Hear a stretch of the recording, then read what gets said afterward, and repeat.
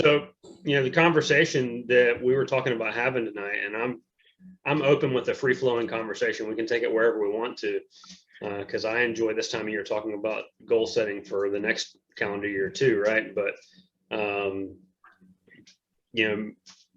ASOG and every shop owner group out there is full of people complaining about crazy customers or misbehaving customers or unrealistic expectations from customers, and how we need to fire that customer. It's not my customer. And to a degree, I can get behind that, because there are some crazies out there that, are more stress than it's worth. But a lot of us, and I can speak in generalities, I guess, some of us are that crazy, very high maintenance, very low profit customer to our vendors. Right? There are some coaching organizations out there that have changed the lives of a lot of shop owners for the better, but they're teaching us to call our suppliers on every single estimate and beat them up on price.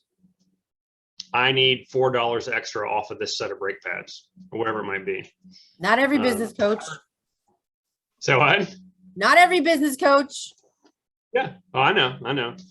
And look, that is a way to do the business that is profitable. There's more than one way to skin the cat, right? Yep. But it's exhausting, I think. And it certainly has to be exhausting from the vendor end, and so I believe that we need to strive to be A customers to our vendor relationships, just like we want A customers in our shop, right? The people that they're happy to answer the phone when they see us on caller ID, or they're happy to go to lunch with us, or whatever it might be, versus, oh God, I got to go down and talk to Mike at CarFix again. He's going to rake us over the coals, or he's going to be crazy, or, whatever. I'm crazy in my own, way, just not that specific way. So, I wanted to have a conversation about what doors are opened by the different types of ways that you manage the relationships that you have with your key vendors. And I don't want to talk to myself the whole time. So I'm going to hand it off to Benji, and I'll be back in 30 minutes. I was just fixing to, I was going to pick with these two, Jason and Leslie, both. They're always happy to talk to me, but I agree with everything you said, Mike. I think that, yes, a lot of coaches do try to get us to cut that dollar. I think I can honestly say that I've got some really good relationships with two of them that's in here right now, and asking the questions. There's certain things that my guys have did that I never thought about. Little stuff like getting nasty handprints all over a box and then returning it back. Never thought about that, and Jason, he's like, dude, man, then I gotta get in new boxes and this and that and the other. So, yeah, I get it. Those little things, but it's that conversation between not only the owner and the vendor, but then the owner passes that down towards the service advisors and towards the techs. Hey guys, look, this is something that was brought to my attention. Let's see what we can do to try and take care of that. And like you said, I think that makes them a whole lot more there to help when we have a problem. If we have that parts failure or that extra shipping on, getting parts, that's something that's always been a big, I never like paying shipping, but in that same sense, everybody else is doing it too. So Leslie solved that today. You'll never have to pay shipping again, buddy. Awesome. Good. Mm-hmm. Mm-hmm. Your ProLink price may not be quite right, but you'll never pay shipping again. You pay 5% more for every port you ever order. There you go. There you go. Yeah, to remove that fee. Hey, listen, customers don't like fees. Yeah, Fee, the word fee in itself just gives a bad context to a consumer as a whole. So, but yeah, I hear what you're saying, Benji. And I think I mean, it's so cliche because we hear it all the time, but really the best relationships we have are the ones we communicate the best in. And can't stress that enough. Communication is key. We all have bad days. We all have good days. We all have really the same challenge because we're serving the consumer. I know at least on, my side, for me, your end user is my consumer too. I don't work, with Advance. I don't work in the retail side of our business at all. So every customer I serve is installing a part. Therefore, your consumer is my consumer. And really the goal is to keep them happy. So they return to you, in turn, you continue to buy parts from me. And, we both make profit. We're both have flourishing businesses. And so, when I think about that, I think about every single kind of situation that's come up in the past, and really where we broke down or where we went wrong is in that communication. I think we don't spend enough time as my salespeople that work under me, and sometimes myself as well. I don't spend enough time with my customers just having a conversation about the challenges they're facing. And I think that's what, these meetings have brought to light for me. And, joining with the group of all of you guys and listening, and the ASOG, some of the posts in there, I get some of those posts and see some of the things. And I think that's really what's been brought to light for me is we all are facing the same obstacle. And there's different avenues we can all take to overcome those obstacles. We just have to be realistic with each other, what those obstacles are in the moment. And that's not always deliverable because sometimes, we're mad when we have tempers are flaring when we have that conversation. But I really do believe, I mean, as cliche as that sounds and as cliche as it is, if you want to improve the relationship, both the vendor improve the relationship with the shop and the shop improve the relationship with their vendors. Listen, if we just communicate what we're facing, we can all find a way to overcome that, and do so in a respectful way. Think about, the kind of terminology of bees with honey, right? Listen, you're much more likely to get somewhere and get what you need. Because at the end of the day, you just want to keep your customer and your tech happy. Also understand that I'm married to a former tech. 3 weeks ago, he took a management position instead of turning wrenches. But I do understand that he's breathing down your throat on flat rate, and I've read the post about flat rate. Thank goodness we're starting to trend another way with that. But I get that text breathing down your throat. Hey, I'm not making any money. That customer's breathing down your throat. Hey, I didn't plan properly. And so I wanted my car done yesterday because I was planning on leaving for Thanksgiving, at 10 o'clock this morning. And here it is 3 o'clock in the afternoon, right? We know that. We just need to be realistic. And, I think the emotions get the best of us sometimes, and both ways, right? The emotions get the best of us sometimes. And I think, when we're able to step back and take the emotion out and just communicate what we need to achieve, what the goal is, we can work together and find the avenue to get there. Leslie, I think you and Jason have really stepped up a lot too. We have preached on, as shop owners, not being on that island by ourselves, but being able to reach out and work with other shop owners in the area as well. And I think that is a great business opportunity. But you being with Advance and then Jason being with Napa, I've seen somebody on the backside sitting here looking at y'all, and y'all are able to communicate and work with each other too. I mean, this day and time with shipping and supply chain the way it is, what's wrong with y'all working together? Again, y'all are working to help the common good of the industry, which is us trying to get the parts in our tech's hands and getting the customers back on the road. There's nothing wrong with working together. Earlier today, Leslie and I had lunch in Troy, which is a town where I own that. Well, I feel like I own the market. I may not own as much of it as I thought I did. Not much longer. But it is my hometown. And I was so proud to walk into our local coffee shop and say, hey, this is my friend from Advanced Auto Parts. Because really, I mean, because of this group, we are friends. And it's a couple texts a week sometimes. It turns out that I hit her yesterday on Freon, and y'all get ready for that. She was unaware of that. And then, I mean, it's just, it's everything. It's rotors. I mean, if we can share and help, then we can share and help. And I don't mind that a bit, because even if I'm first, second, third call, whatever I am, at least I'm a call, and somebody's loyal enough to call you at some point. And I really enjoy having Leslie as a counterpart and a friend. Yeah, and I agree with that. I mean, just to add on, we know you can't have a single source supplier for everything you need in every scenario every day. Like that, it's not realistic to expect that. And Jason and I mean, we serve the same customers, and you guys all serve the same customers too.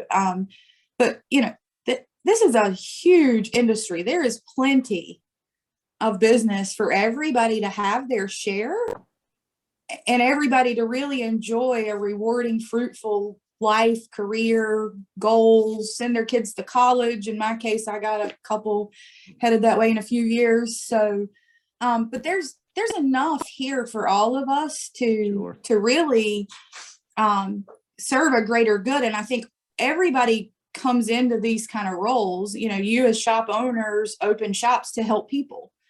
And, I chose Advanced Auto as the company I chose, but I chose this business to help people. And that's where I think, we sometimes take the human element out of it, and it becomes transactional. And the truth is we're still very much a people industry. It's still a very relationship driven industry, probably uniquely one of the last ones we have that is driven by the relationship. And to Benji's point of, and Mike's point about, some of these companies, I mean, there are whole companies formed now that their only responsibility is to find the cheapest price. And I'll say, many of you, with your shops, you're probably not the cheapest on the block. I'm sure there's somebody around the corner that could do it less. But there's a value you provide, and we all are priced to give the best value we can. We're all priced to give the best level of service and stand behind the products that we have, at enough margin to live and pay the bills and pay our employees and, continue to survive on, a fruitful life. And so, maybe somewhere there's a CEO with a, mansion, but that certainly isn't at the White House here. So, So I have a question for the vendor reps here. If you don't, when I try to think about being an A-level client to my vendors, I've got a location where 90+% of our parts purchases come from one vendor, but their location or their nearest store to one of the other locations, they just don't have the staff, right? Because it all boils down to the store level staff. How are they quality enough to manage it? So we're using other vendors at the other store, right? Obviously, beating up vendors on price every day, all day is, I don't want to be beat up on price every day, all day. You're trying to provide value. What are the things that is reasonable for us to come at you guys for? I mean, I want another delivery truck. I want them to have another truck so that I can cut down my delivery times. I want to not ever file another labor claim, but I want them to tack another 2% on the back end of my rebate, right? Promise I'll never file a labor claim. Give me 2% more. What are some creative things that we can come to you guys to ask for if we're going to be fair with you about letting you guys get the margin that you need to make your marks? Yeah, so those are some creative things you've thrown out there, Mike. And I think really that conversation comes down to your rep, whoever that rep may be in your market. or the owner, in Jason's case of that store, just having that conversation and saying, hey, listen, it's really cumbersome for me to file labor claims and I don't want to do that anymore. So I've done the math. About 2% is what I end up collecting in claims in a year. Is there a possibility for you to tack 2% onto my rebate and me not have to file any claims anymore? I don't think any customer, every customer that comes to me with a proposal, I take the proposal if it's realistic. In your case, that's a realistic proposal, right? And then I go and review the financials of it and say, yes, we can make a deal, or that's really not going to work for me, Mike. I can't do the 2%. What if I do 1.5%?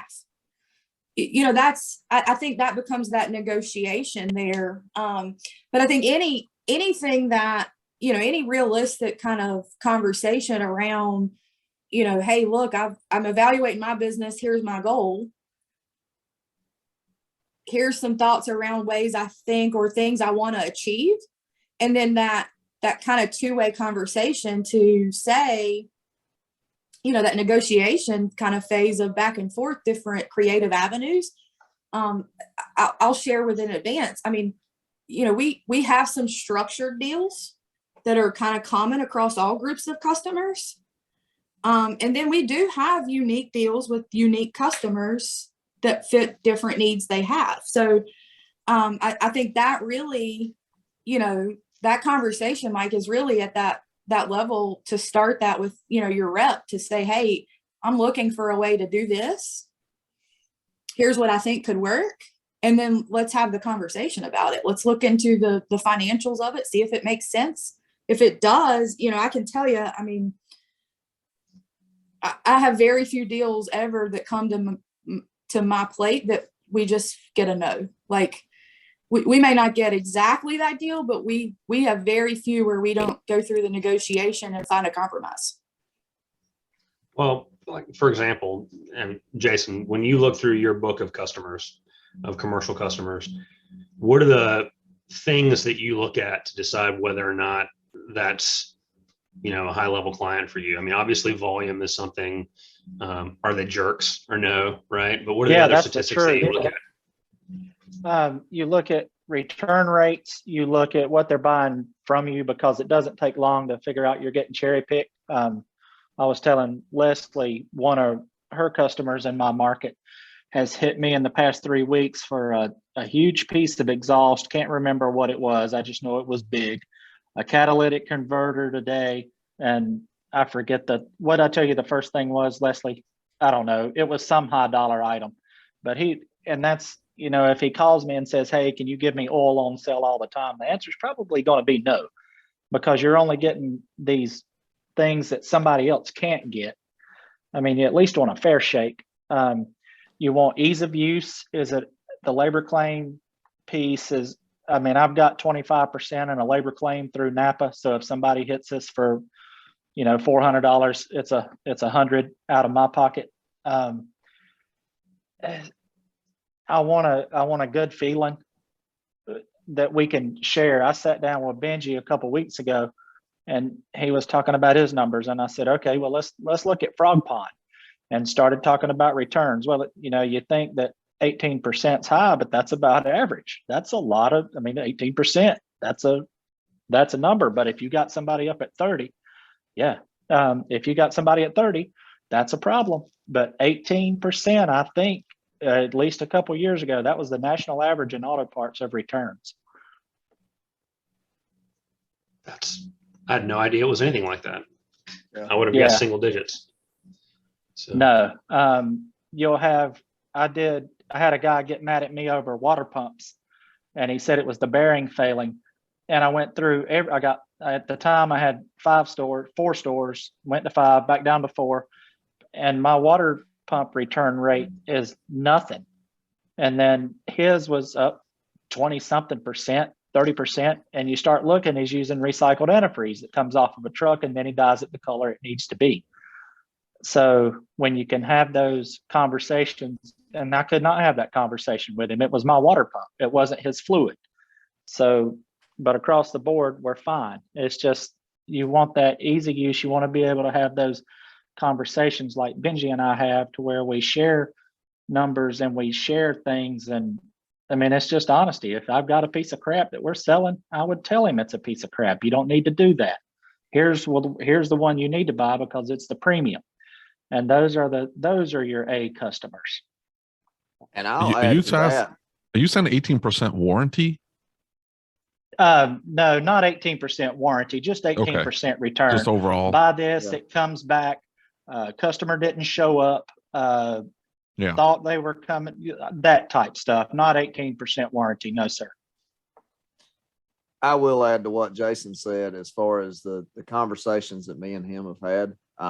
It was very eye-opening to me as a shop owner on the amount of money that comes out of the store owner's pocket.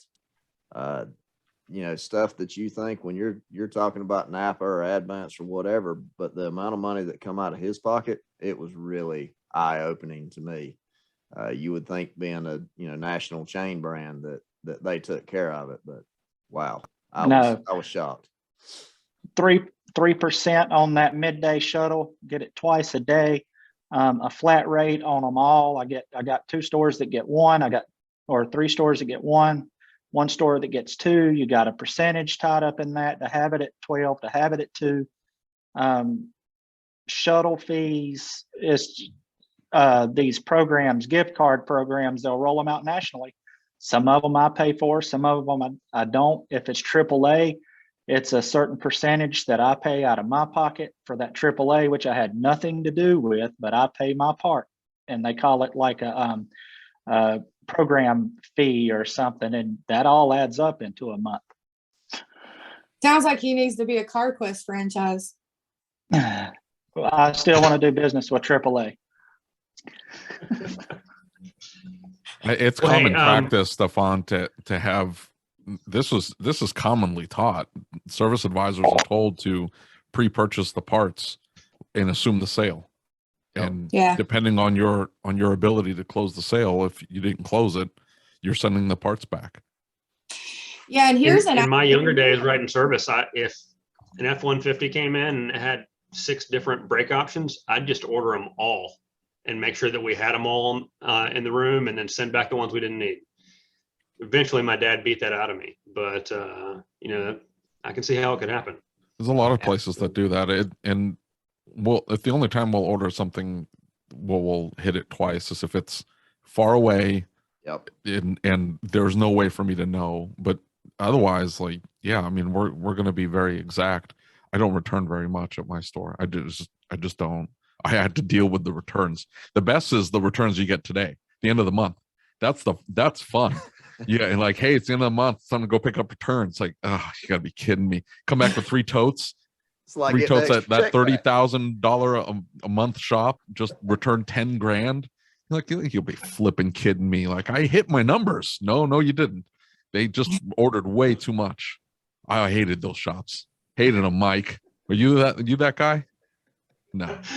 This is like late Never. 90s. Man. This was late 90s. I learned. This was not late 90s. Oh, okay. Well, yeah. I'm talking. No, It this wasn't is late 90s today, for me. Mike. I'm just saying.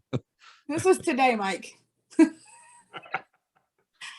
No, Um, and I agree. And, guys, we think about, like Mike was saying, right? How can I get faster deliveries? Listen, that part that you returned because you pre-sold or you prejudged that you were going to sell and the customer's not actually even to your shop yet, that took time for that driver to deliver. And I see all over the market. I cover, really 62 of our advanced stores, and all over the market where, our parts pros on the counter assume every need you have is a now need. And so they're so eager to get the sale that the part will be at a sister store. They'll send a driver to pick that part up for you. And if you need that part immediately, that's a good service. But if that car wasn't coming in till 4 p.m. today, they just spent an hour picking a part up with that truck that you don't need for 3 more hours instead of bringing you the brake job that you've got on the rack. And so I think that's where, going back with the communication, right?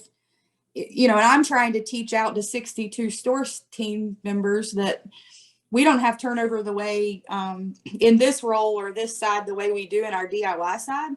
But, you know, trying to teach out to 62 parts pros to just ask the question, when do you need this? You know, I think most of you do that when a customer brings their car in, right? When do you need your car back? Just trying to get them to ask that simple question can alleviate and really improve that efficiency where Mike, you know, we may not need an extra truck at your store that services you, right? We may not need an extra vehicle. We may be able to deliver better times to you just by being more organized and more efficient with the way we're routing the drivers if we understand what that need is. I don't ask for much from Jason. All I wanted was like one of the little bank tubes that goes back and forth from here to his store. That's all we need for that, and a dedicated phone line. Other than that, I'm not asking for much from him.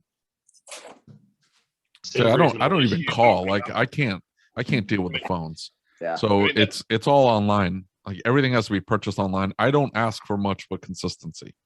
Yeah. And when I was running stores, that's what I promised my shop. I didn't say 30 minutes, 45 or 20 or 15 or any of that garbage. It was consistency. Like you'll have it within this amount of time on a consistent basis. You know, 85% of the time we'll be here within this amount of time.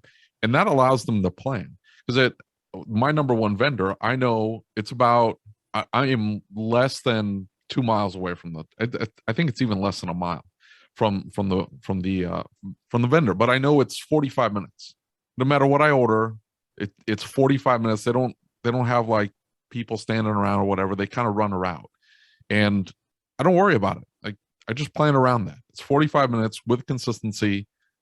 It's an hour and a half if I got to get it from the other warehouse, and we just work around that. But it's consistent, and I think that's key. But a lot of shops don't run that way. A lot of shops run, it's on the rack. I'm going to sell the work right now. And while it's on the rack, I'm not even going to get it off the rack. I got the work sold, and now I'm going to get it pushed out the door. So I need the parts right now. My guy's already tearing into it. I already got this thing sold. And that rush, because it's not just the parts store that's excited to get the sale. I think it's a little bit the shop also. They sold this $700-800 brake job that came in for an oil change, and they're like, we're going to kill it.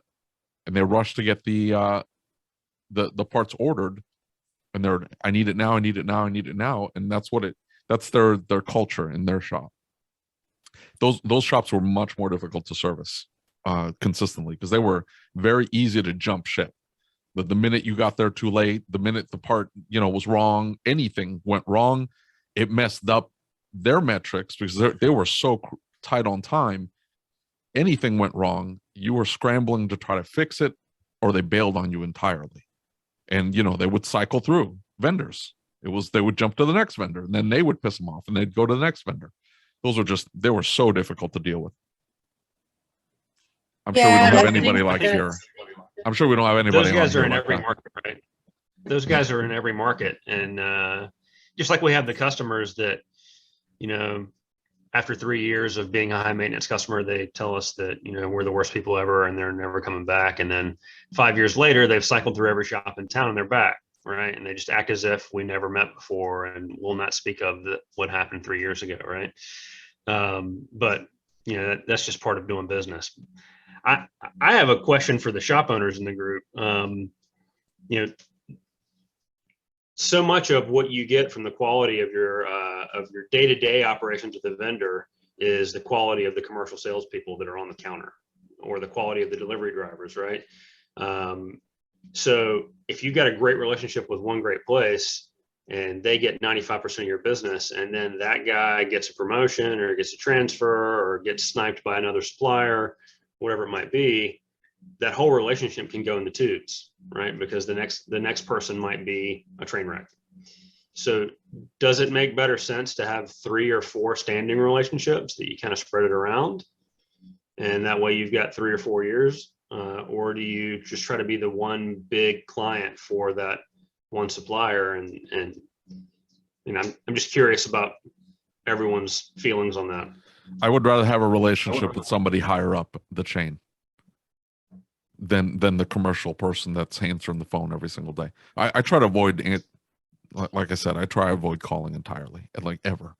So everything gets ordered online. We're very specific about what we buy, but my relationship is with a territory sales manager versus the commercial person or the store manager, because they get replaced so quickly. Like, you can't establish a good relationship with someone that you know is probably not going to make it past 2 years. So, Well, I mean, I think for you or for me that, or a shop owner that's not integral in the day-to-day operation of the location, right? That makes sense. But I'm thinking from the perspective of my store manager who is on the ground every day and dealing with the individuals on the ground level every day. yeah, but that territory sales manager should have a relationship with your store manager more than you, if you're not in there every single day. Like, they need to. If I would never ever walk by a service advisor or an assistant manager or something like that and just ignore them. Like, you want to go in and try to have a relationship with the techs. You want to go in and try to have a relationship with the service advisor, with the shop manager, as many people as possible. You want to be the guy. So sometimes the store manager, the shop manager, doesn't want to deal with your particular store, but the technicians are advocating for you. Man, this guy comes down. He's friendly. He's personable. I really like this guy. I want to do business with them. They advocate for you and they give you a shot more easily, versus, if you're just going straight to the owner. I'm going to just jump over what he said, and the owner then dictates where they're buying. That's extremely frustrating. I can imagine for the store staff. I used to hear it from the store staff, and they're not letting me buy from you. I'd rather buy from you, but my first call has to be the store because the ownership said. And no.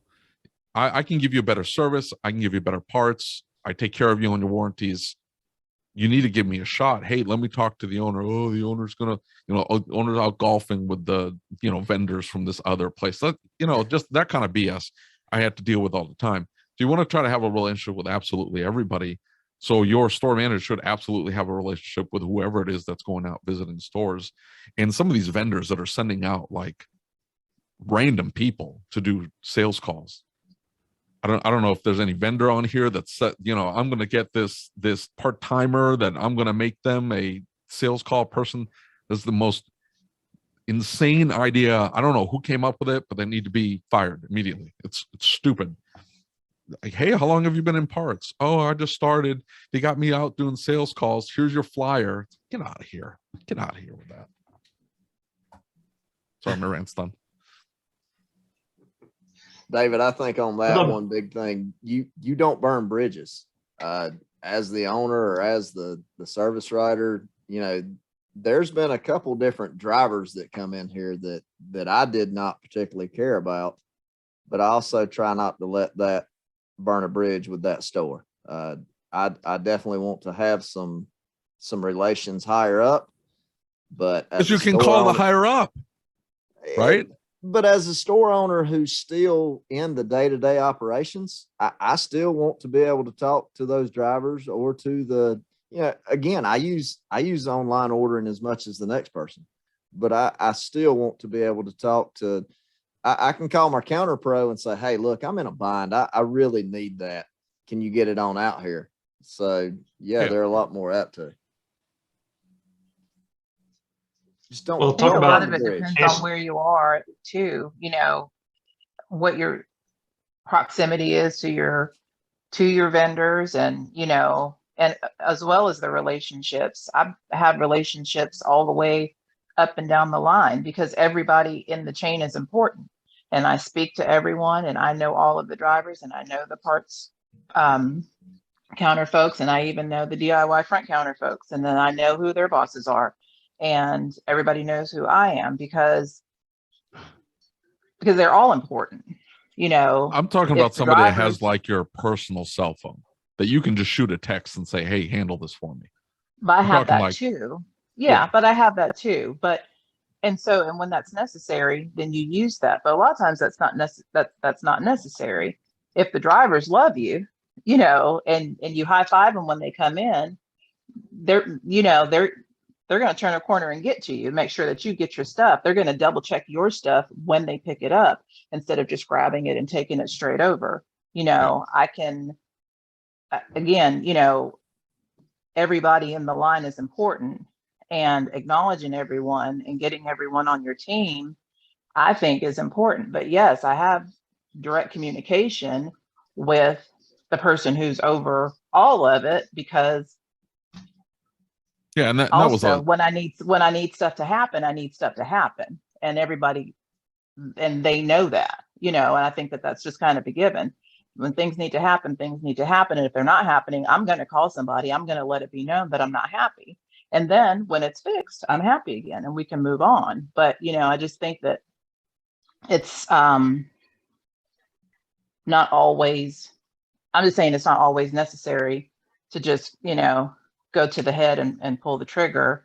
If you're taking care of all of the relationships all the way through, then as a group, they're all trying to help you. Everybody just wants to make sure that you're good, you know, and that you're getting what you need, I think. No, I 100% agree with you. I think it's important to have good relationship. I have great relationship with the drivers that drop off that we see on a regular basis. We have nice conversations, but it's not the person. Like, who are you gonna establish a long-term, like, super friendly? They have my personal cell phone number. Who am I texting late at night, you know, on the weekends? Hey, what's up? I need this to handled, or, you know, I need this piece of equipment, or you take a picture of something. Hey, can you do this for me, please? And they're doing the same for you. And it's, you know, it's a very personal relationship that you have. I don't know that I would bother doing that with anybody other than somebody that I knew was going to be there long term. And I don't think you can do that necessarily with the commercial person or the even the store manager at this point. It has to be somebody higher up. Otherwise, you just don't know anymore. I think there are huge benefits to every level of that, right? Of course, we want to have a seat at the table with some of the people in the higher up levels of some of these big suppliers, right? It's just beneficial for a number of ways. But if you are like the number one client for a commercial counter at a big store by a long shot, it's really important to them that your store is successful and that your store is fully staffed and that you have the best service advisors, because you sell more when you've got plenty of technicians and you got great service advisors, right? And so who in that organization knows which shops are busy in town and which shops are slow? No, the delivery drivers do, and the commercial counter people do. Mm-hmm. And, you know, hey, that bay's empty and you guys are blown out busy, and Joe down the street is always complaining about how he's got nothing to do and how the dumbass up front keeps ordering the wrong parts. Well, he might be happier somewhere else. Those connections happen when you have really good relationships. Maybe, you know, Leslie and Jason probably don't want to say that they've got delivery drivers that are making connections between shops for guys to move, but it certainly happens. You know, if you're looking to grow your business to multiple locations or additional locations, those relationships with those suppliers, they know who needs to get out and doesn't have a retirement plan. You know, they can make those connections for you. So be nice to people, and it works out more often than not, right? So, to add to what you were saying, Mike, I think that it really comes down to respect and having respect for everyone in that chain, right? Because it's the drivers are a vital part to your business, just as the reps are, and, you know, the higher ups, as David was talking about, but each person is valuable. So everyone that walks through the door of our shop is treated with respect, whether they're going to be someone who's working there for a few months or they're there long term. But I think that that's important, because it's really easy to see our challenges as business owners, but our vendors, our suppliers, they're running a business as well. And we don't want to be to them that customer that we dread coming into our shop. So I think it kind of, if we treat people with respect, I think that's a good way of looking at it, because you know, we want to practice, we want to be an example to our team as well. I would hope that those of us shop owners that are on this right now are the exception to the rule for the suppliers that we use, and we are the ones that are being lenient to some degree, and listening to their needs as well as them listening to our needs.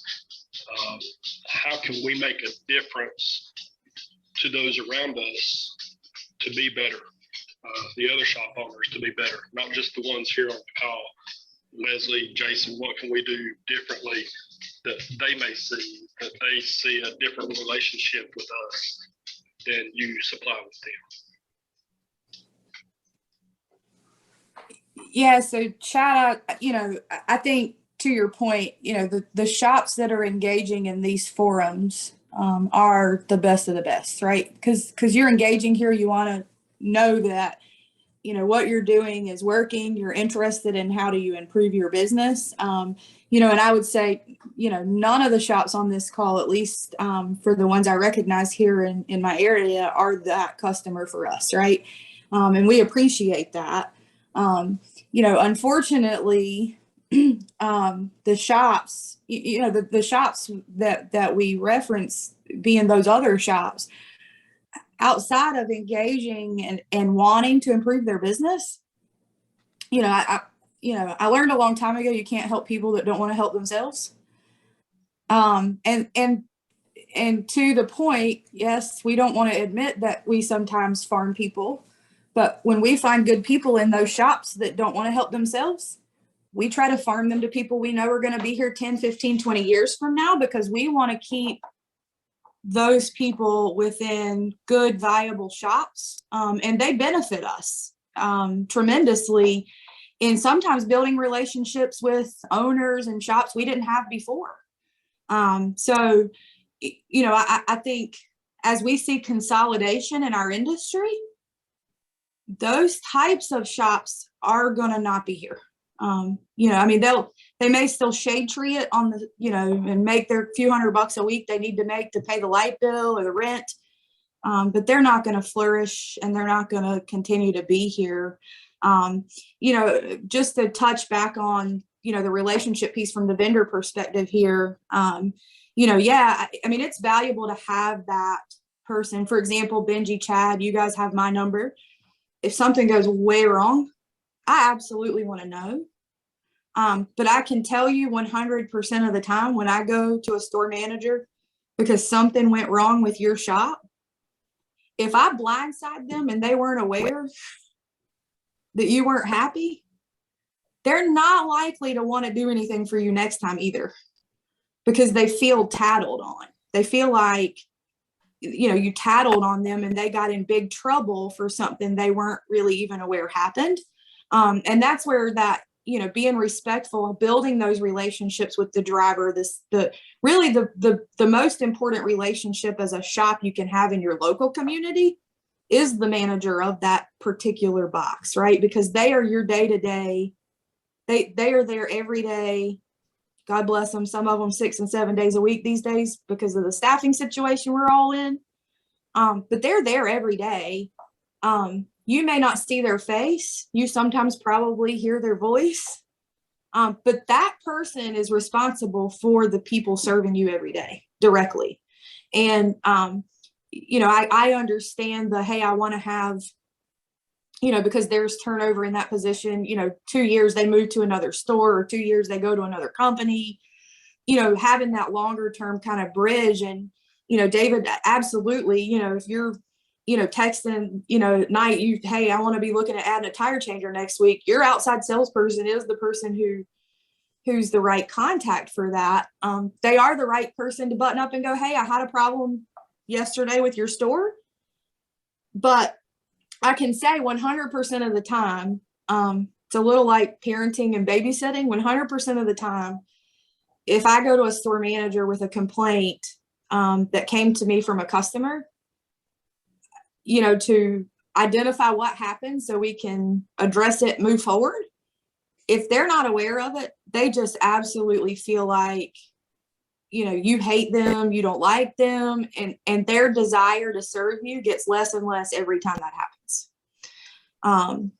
So, those interim relationships, if you will, with those people that serve you every day, it's so critically important in the level of service you get.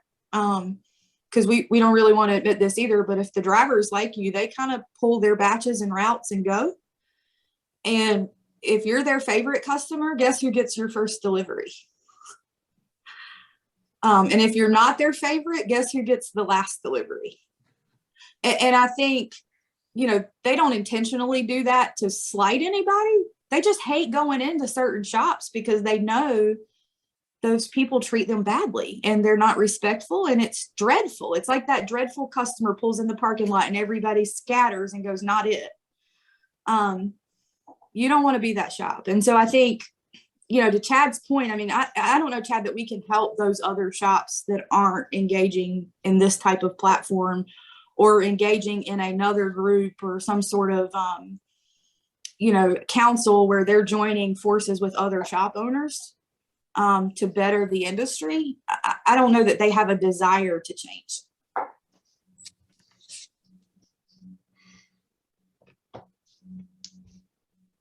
Well, So I think I just Go want to ahead, say this is a little, I don't say a little off the wall, but it's a little different. We're talking about is, just you guys know, I was in the Honda business for 20 years, and that shop is now 23 more years later, 43 years running.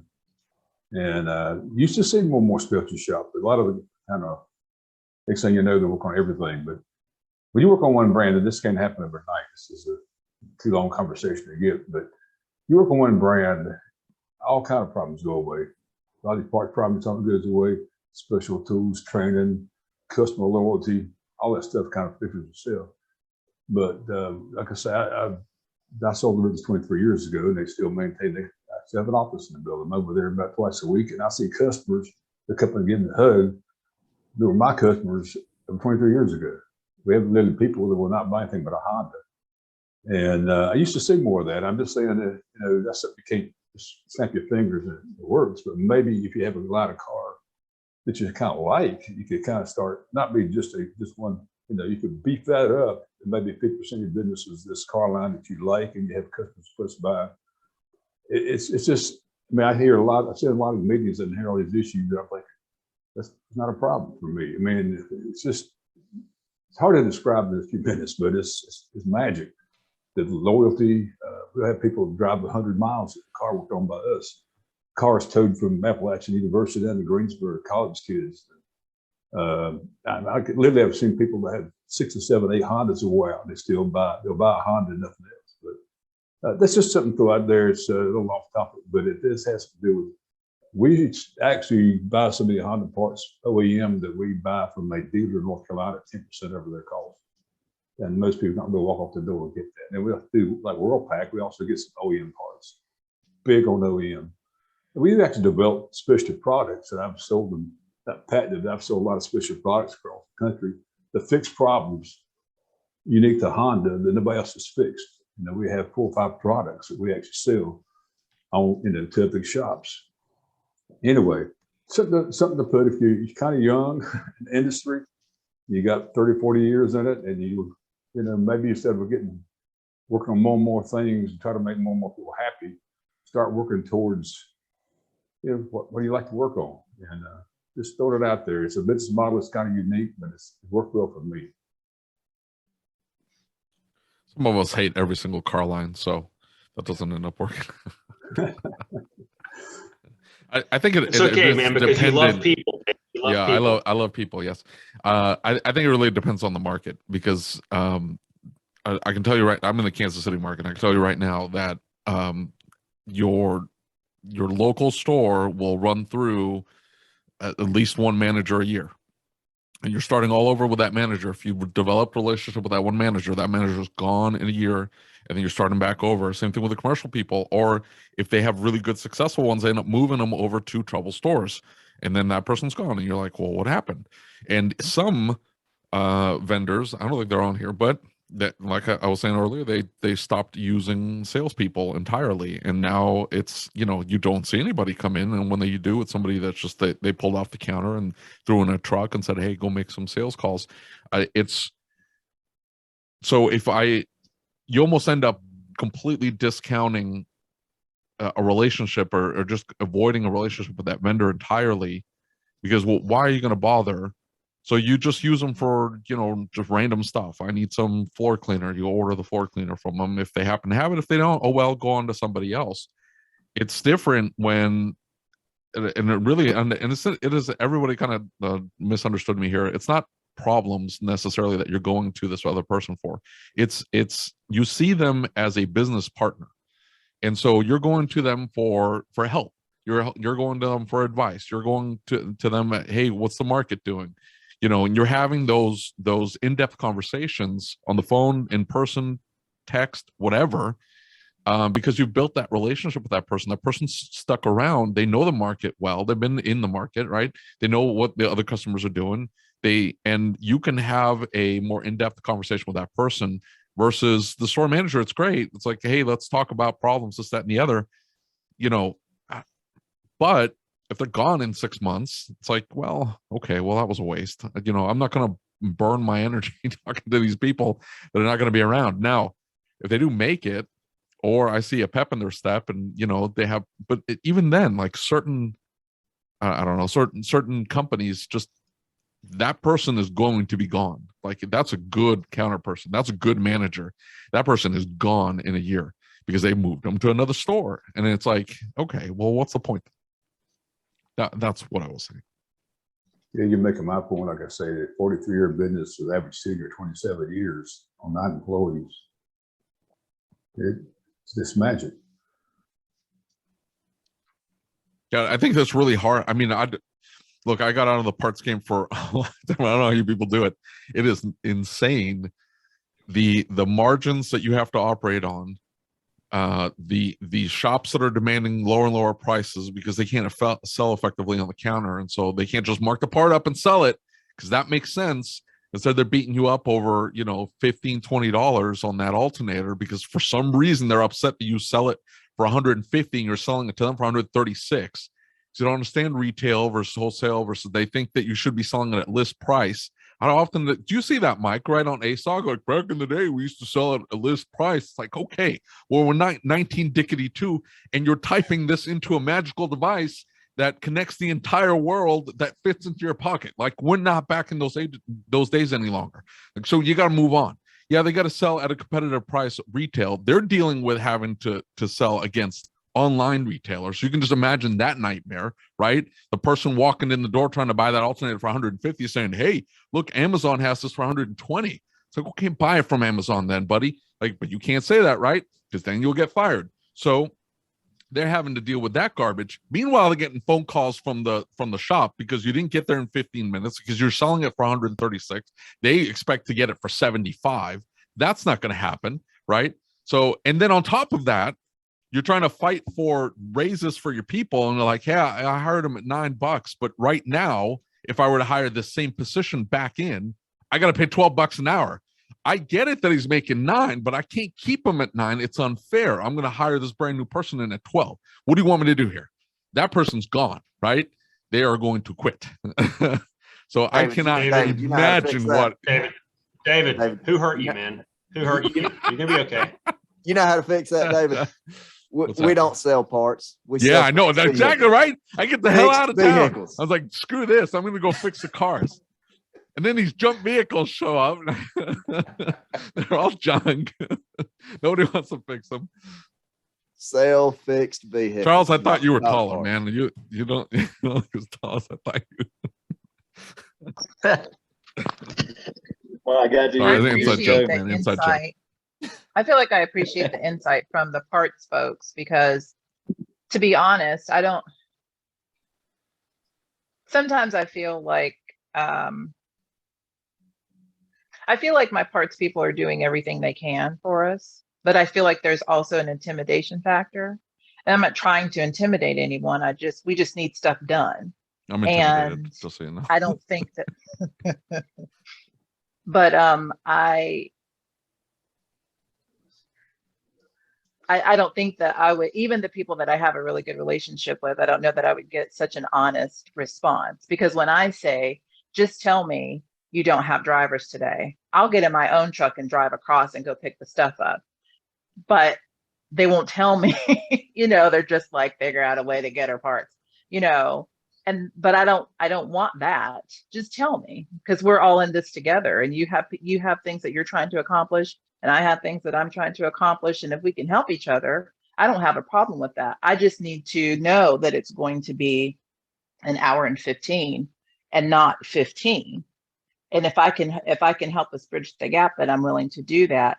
But I don't feel like I don't always feel that I get this type of honesty. I feel like I get the answer that they think I'm looking for, versus just tell me how to be a good customer to you. Tell me how to be a good partner for you.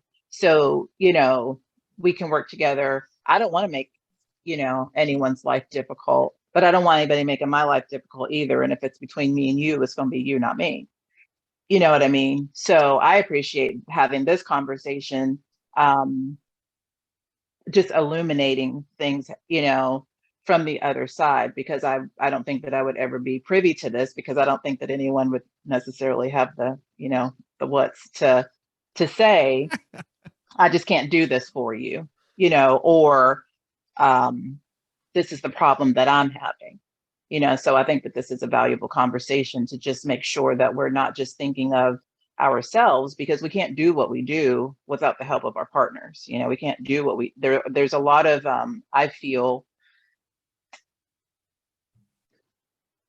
kind of a history of not bullying, but I'm the customer from our standpoint, and you need to do what I say you need to do. And, you know, lots of finger pointing and lots of, you know, chest puffing, instead of saying, how can I help you help me?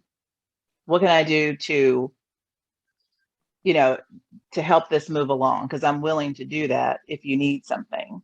So again, I just think that this is really helpful. And, you know, maybe I can know from another perspective, you know, how to help them while they're trying to help me.